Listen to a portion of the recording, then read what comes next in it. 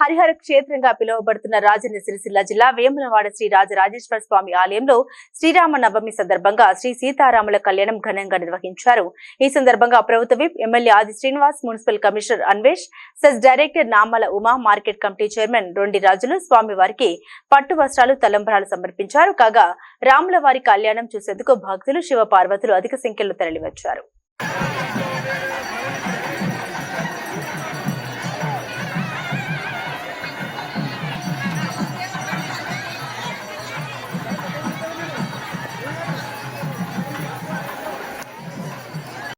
ऋषिः कूर्मो देवता सुदलच्छन्दः आसने विनियोगः दैवी गायत्री छन्दः प्राणायामे विनियोगः प्राणायामं करिष्ये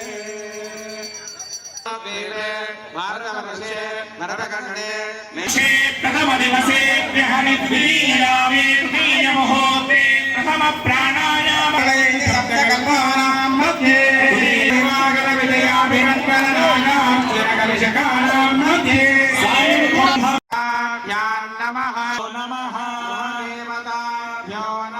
मंडपदेवताभ्यो नमः अविष्टेभ्यः सर्वेभ्यो नमः मातृदेवो भव।